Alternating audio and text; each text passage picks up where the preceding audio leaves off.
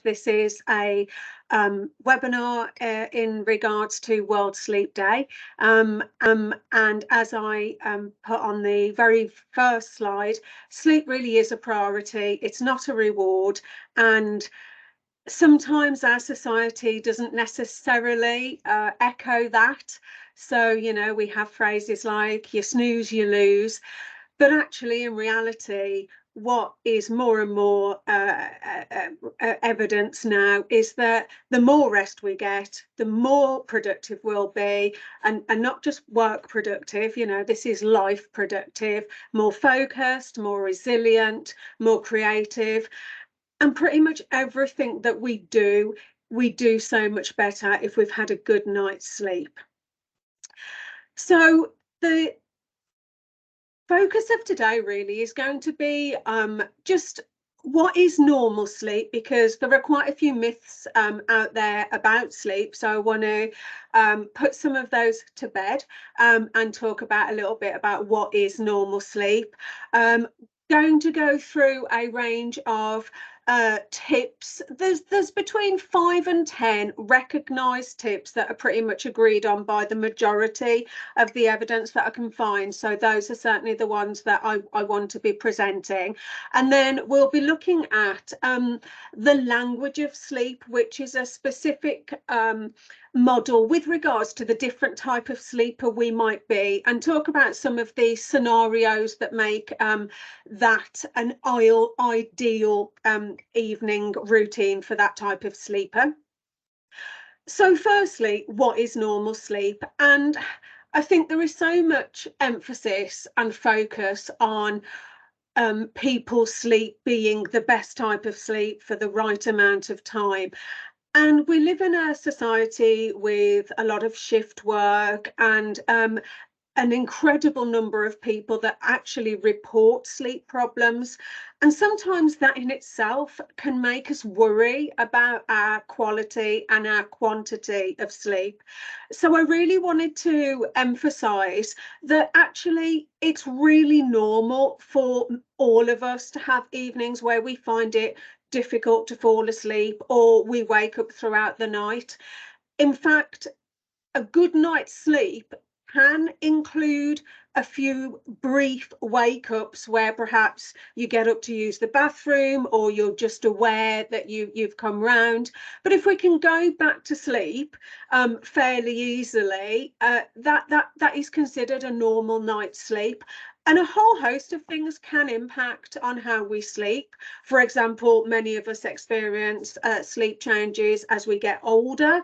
Our hormones can have an impact on our sleep, our environment, a whole host of things. So, you know, there is no perfect sleep pattern. All that being said, we do know that good sleep is important. It's an integral part of the healing process for our physical and mental well-being.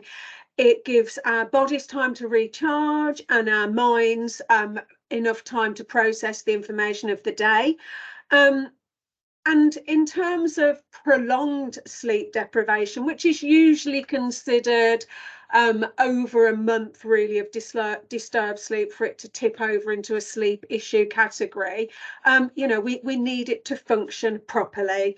So one of the things that we've found that really does improve people's overall sleep quality and quantity is implementing what we call a good sleep hygiene, you know, a good routine really. And this is about a whole host of things that we can do that will aid us to fall to sleep, aid us to remain asleep, and have what we consider to be a restorative, restful sleep. And so these are the sleep hygiene tips that, as I say, are most commonly and evidenced in terms of sleep research.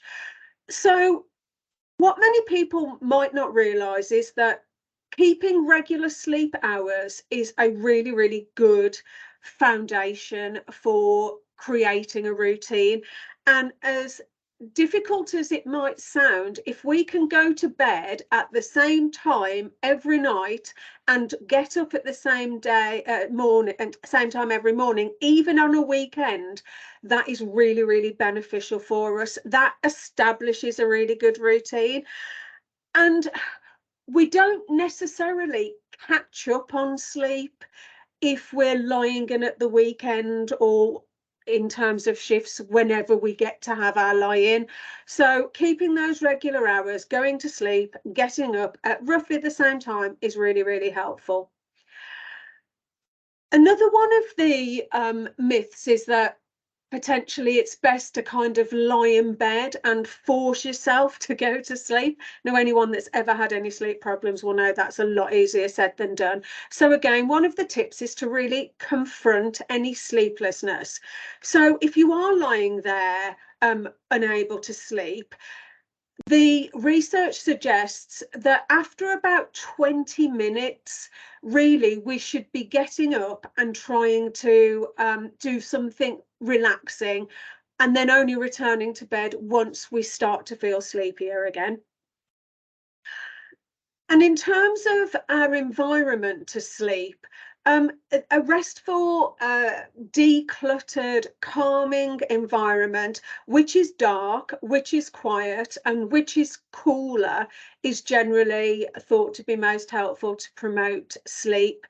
And again, you know, in terms of thinking about individuals that perhaps are working shifts and so they may be going to bed during the day, then it's about thinking how to create maybe that environment with things like blackout blinds or one of the sleep masks, perhaps with the integral headphones, to at least maybe play some noise or some nature sounds to filter out some of that normal busy daytime sound that we can be exposed to that's not that beneficial. So the other thing that we can do that's been found to be quite helpful is writing down a list of things that you're thinking about in terms of the following day. So particularly if we've had a particularly busy day at work and we're thinking, oh, I must remember to do that tomorrow, oh, and I've also got to go and pick up this or phone such and such.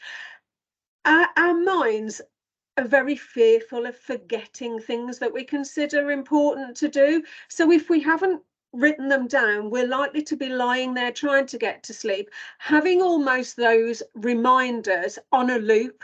So the actual process of writing these down and just, you know, putting them to the side and then getting into bed can set your mind at rest, as it were, and allow you to drift off more naturally.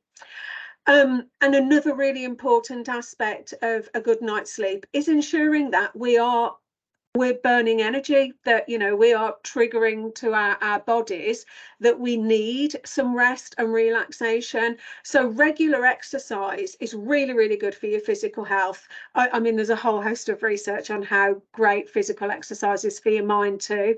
So the more active that we can be during the day, the better we will tend to sleep. The only caveat on that really is that really vigorous exercise very near to bedtime can have a detrimental impact on your sleep. So yeah, the earlier the better in terms of your physical activity for sleeping. This, I know, is quite a controversial piece of advice, and it's something that me and my partner are often arguing about. I'm all for no electronic devices for a good couple of hours before bed. This includes computers, smartphones, Kindles, televisions. And there is a lot of research to suggest that part of what is going on there that makes sleep then difficult is to do with the light and the backlight. And I am aware that the evidence on this, there's some competing theories. So, you know, I'm just presenting what I found most prevalent. But the other thing, even if it's not the backlight that's keeping us awake, is that if we are on our smartphones or our computers, what we're going to be doing is we're going to be stimulating the brain. You know, watching a really good box set on TV for the hour before you go to bed may seem a fairly passive and relaxing activity to do. But if that's something with a lot of action, a lot of drama, that can be really stimulating. So ideally, and you know, and if you can do that, then that's fine. If you're the sort of person that can watch everything and be scrolling the second you fall asleep, have a great night's sleep, then I'm just so in envy of you. However, for anyone that is struggling with sleep, I would really, really recommend just trying to at least for the hour before, come off all electronic devices. And certainly when I work with people that have got recurrent sleep issues, I will encourage them to use you know, a retro alarm clock as opposed to having your phone as your alarm.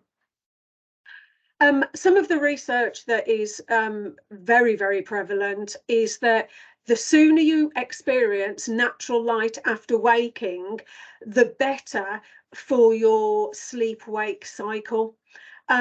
So if you are the sort of person that wakes up in the morning and are quite alert, you know, having your cup of coffee or tea outside is an absolutely great thing to do, to expose yourself to that natural light as soon as you can. And again, for people perhaps who are waking up when it's dark to start their day, or, you know, before the sun comes up, there are a lot of products out there now, like the lights. Yes, exactly. Thank you. Yeah, the sad lights, the white lights that come up. So you can get alarm clocks now that start to gradually get lighter. So, for example, if you set your alarm for 6 a.m. at 5:30, the light builds until at 6 a.m. it's representative of that daylight, and you know, with accompanying bird song and things, it's a really nice way to start the day. But again, you know, evening too much sunlight in the evening can prevent you from feeling sleepy, and you've just got to think about how much easier it is to stay up when you're sitting outside in the height of summer at 10 o'clock at night. And then the other thing that can be very beneficial for some people, because not everything is for everyone, is practicing a mindfulness meditation for sleep.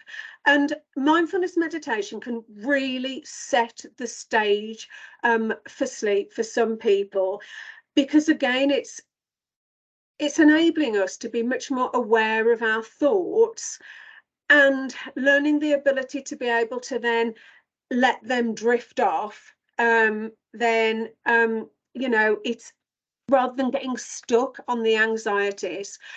So I will speak a little bit more about what mindfulness for sleep might look like as well. So this is this is what I was referring to at the beginning as the sleep language, and these are the types of sleeper developed by Shelby Harris, who's a sleep research and therapy practitioner. And I just really resonated with the different types of sleeper that she formulates there are, and what you can do if you are that sort of sleeper. So I'm just going to go through the types of sleeper, and then we'll have a look at the ideal scenarios for perhaps getting off to sleep if you're that sort of person. And what I've found when I've talked about this theory with a few others is that actually quite a few people are saying, oh, well, I'm a little bit in that category and I'm a little bit in that category. So in terms of the ideal scenarios, throw everything at it and then see how you get on. And if there's things you can remove, then that's fine. So we'll start off with what Dr. Harris refers to as a words of worry sleeper. And this is the sort of individual that's got a really, really busy brain at night. You know, you're struggling to turn off thoughts about work, you know, oh, what ifs, or should I be doing this? You know, oh, am I going to get a good night's sleep? Am I not? So those are some of the questions that you might ask yourself. You know, do you have trouble turning your brain off? Do you worry about whether you're going to sleep well? Do you notice that you start to get more physically tense when it's time to think about going to sleep? And that might be suggestive of you are a word of worry sleeper. Alternatively, are you a gifted sleeper? Do you find that you're the sort of person that's drifting off easily most nights, not really thinking about sleep? It just comes and happens without effort. And then somebody that, you know, can just throw down a pillow and pretty much crash and go to sleep wherever. So that's the gifted sleeper. And then moving on, we have the routine perfectionist sleeper. I think I probably fall a little bit into this category. I'm very routine based with a lot of what I do. And so, you know, do I worry about if I'll sleep if I'm traveling somewhere or going elsewhere? Yes. Am I very rigid about my sleep routine? Do I easily get frustrated if something throws off my sleep? So, for example, going back to what I was saying about going to sleep and waking up at the same time, if I go out on a weekend and I'm up a good 2-3 hours later than usual, it really throws me off, and I find it really really frustrating. Or then there is the too hot to handle sleeper. And this is a very much the type of sleeper that perhaps is being woken up during the night because of hot flashes, night sweats. And one of the ways you might recognize that this is occurring is that if you share a bed with someone, that the other person is like dithering and you're like, oh, get the covers off me, I'm too hot. And I mean, you know, there's a whole host of things that can trigger these kind of night sweats, from hormonal imbalances and fluctuations. Medications can, you know, just having a faster metabolism than usual at some point. And then finally, we've got the light as a feather sleeper. And the kind of questions you might want to ask yourself here is, do you wake up in the morning, even after having a full night's sleep, and you're still feeling unrested? You know, you waking up and you're like, I know I've been asleep for 8 hours, but I don't really feel perhaps that I got any deep sleep. Or you're the sort of individual that you can hear every noise and that brings you right out of sleep. So those are the kind of 5 types of sleep language that Dr. Harris discusses, and these are some of what she proposes is the ideal sleep scenario for those types of individuals. So as I say, if you recognized yourself maybe in a couple of categories, you might want to consider combining some of the strategies to see how you go.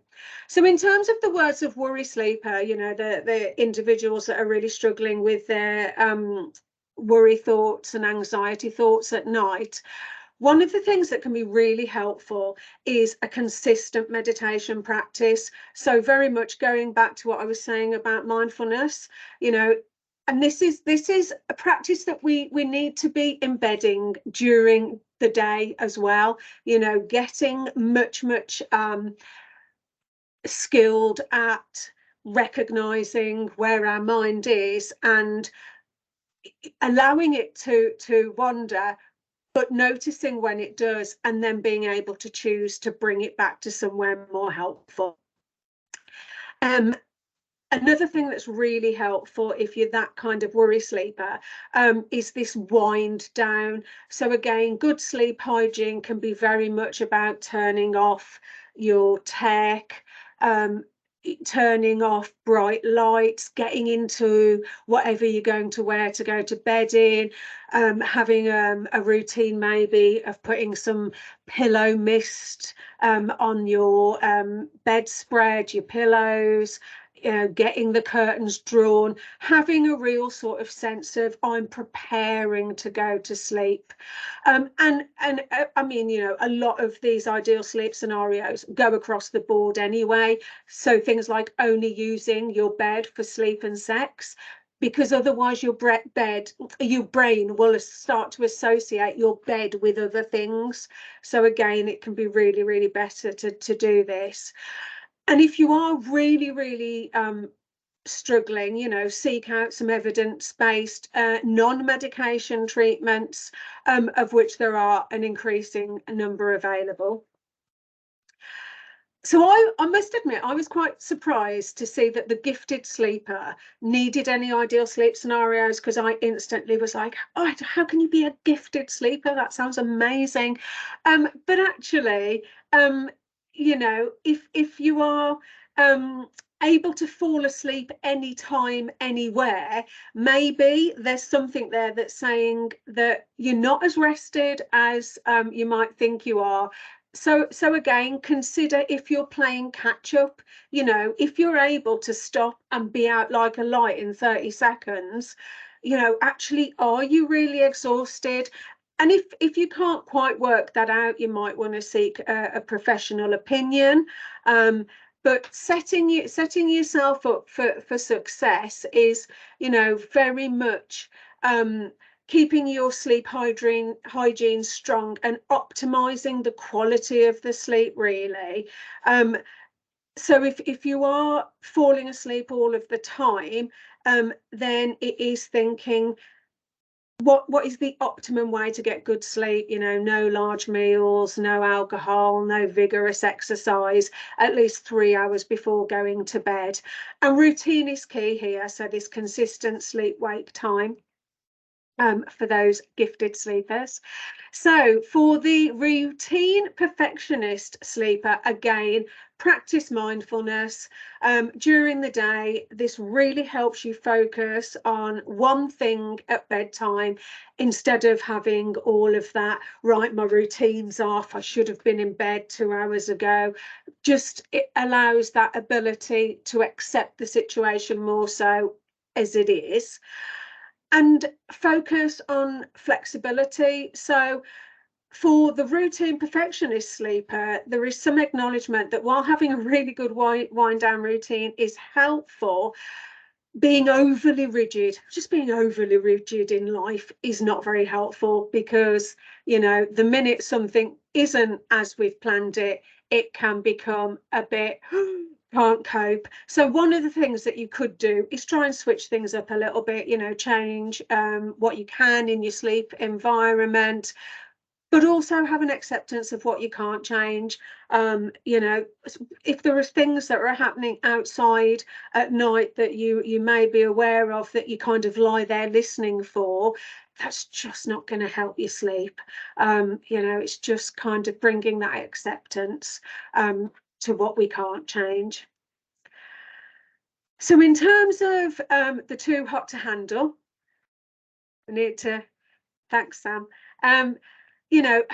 keep your environment chilly. It's not always easy to do that if you're sharing your bed with somebody else, but if you're really struggling with night sweats, then you might consider that one of you might want to sleep elsewhere for a bit. I'm not going to suggest who has to move. That would be way too controversial. That's something you need to sort out yourselves. But it's about keeping your bedroom cool. And dress in layers, so you can, there are a few options there. And certainly one of the things that you can do, and I certainly know in a lot of European countries, you would have 2 single duvets on a bed. You wouldn't have one double duvet. And that just gives you more options to try and keep your temperature regulated. And if you are experiencing night sweats or hot flashes, talk to your doctor, because, you know, there will be a reason for it. And there may be, you know, it could be potential sleep apnea, it could be a hormonal component, could be side effects from other medications that you're taking. So, you know, there might be things that we can do about that, and consider some moisture wicking and cooling technology. So there are a whole host of things out there now that, you know, you can put on to cool various parts of the body. And then finally, the ideal sleep scenario for the light of a feather sleepers, you know, and there's a lot of crossover. Set your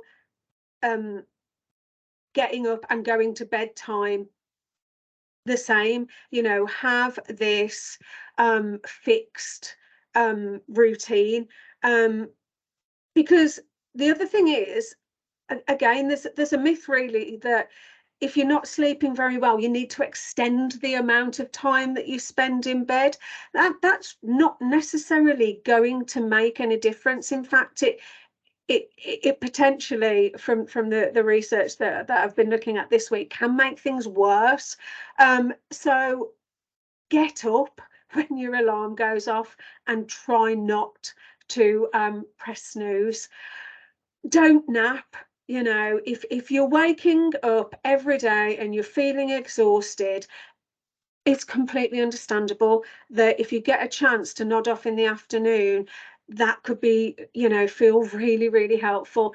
But it's really not, in terms of, again, keeping things on an even keel.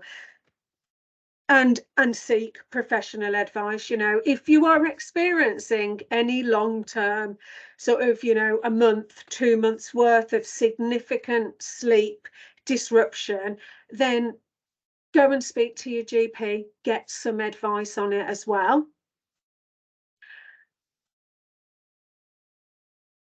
And then hopefully that is all encapsulated in this tips to maintain a healthy sleep-wake cycle, because I've thrown a lot of information at you there. So yes, I mean, you know, you could print that out and have it as a little reminder, just before you get into the routine of everything you need to do. Sometimes little visual prompts like this can be really, really helpful for us to embed and internalize routines when we're starting to set them up. And I just want to talk a little bit now, finish off the presentation, talking about mindfulness for sleep. And again, the evidence for the benefits of mindfulness meditation on our sleep cycle is really, really compelling. So Sam, next slide, please. So as I said previously, the thing that mindfulness meditation does really, really well is it can prepare the mind for drifting off to sleep. But not only that, it has been found to be beneficial for the actual quality of sleep that we get, to the extent that some studies have actually found that mindfulness is at least as effective as other highly recommended insomnia treatments. The benefit of choosing mindfulness is that it's also been shown to have a whole host of other cognitive benefits, such as improved concentration, improved memory, ability to focus, improvement in relationships, reduction in anxiety, and low mood. So if we're choosing mindfulness as part of our potential sleep issue solution, it's going to have a whole host of other beneficial effects potentially too, which is always great when we're implementing any health regime. So one of the, again, you know, reoccurring theme with anything that we want to make sure our bodies get on board with is its dose effect often, and its maintenance, and its regular. So maintaining a daily, if possible, daytime mindfulness meditation practice is really, you know, a very good start to sleeping better. And with everything, there is also the caveat that it's not a panacea. You know, if we do one meditation or a couple of weeks worth of meditation and it's not all completely hunky-dory and we're not falling into a, you know, a fantastic sleep every night, I would really encourage people to stick at it. You know, it's a dose effect. The more we do it, the more beneficial it is. So it's called a practice because we need to keep practicing for it to become something that we're really skillful at. And if we can practice again out of bed, you know, it is about all of the components, the processes that occur during mindfulness occur because we are aware that our mind is wandering and we're practicing the skill to bring it back to somewhere more beneficial. One of the things that can happen if we do mindfulness meditation in bed when we're tired is that another side effect is it can be really relaxing and you go to sleep, which is good if you've got insomnia, but it's not necessarily then embedding a mindfulness practice. So if you can practice it out of bed, and as I said there, be mindful, don't put pressure on yourself or on any strategy that it's going to have this amazing overnight impact. You know, give things time, sit with things, allow things to embed.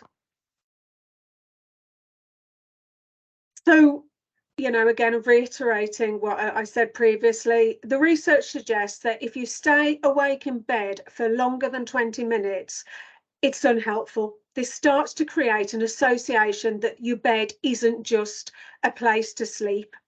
So get up, and particularly with the mindfulness practice, as I said previously, it isn't the aim to fall asleep. However, that being said, if you are doing your daytime practice and you wake up in the middle of the night and you've got a body scan meditation on your headphones and you can go back to sleep with that, I'm not going to encourage anybody not to do something that works to get them to sleep in the small hours. But it's that daytime practice that will really benefit the whole routine. And eventually you might find you don't wake up in the early hours and have to rely on that additional practice. And again, when I was looking at the research, it's like, don't rely on sleep apps, you know, we shouldn't really be relying on anything to fall asleep. But the whole foundation of pretty much anything I advocate in life is that we should be self-compassionate first. There is so much in society that we beat ourselves up for now. So if you are listening to a sleep app every night and that's working for you, then, you know, who am I to say don't rely on it? You know, integrate what works. You know, if you're at the point where you're trying to get some routines in, you know, ideally, yes, in an ideal world, we should just be able to skip into bed and drift off and all of this, but be self-compassionate, and try not to force yourself to sleep. Try and let go of some of that struggle. I mean, you know, I'm as guilty as everyone, lying there looking at my watch going, oh, I've got to be up in 3 hours, I can't believe I'm awake. I no longer have anything in the bedroom that I can tell the time on. If I wake up and I am wide awake, I now just get up, and if I get downstairs and it's 2 a.m, then I try and do something relaxing until I'm tired again. Whereas, you know, just lying there looking at the clock, stressing ourselves out. Yeah, and this, it very much that the next point, you know, notice when you are getting those worries about being able to sleep, and the more we're able to let those go and not get too embroiled in them, then actually the easier sleep will come.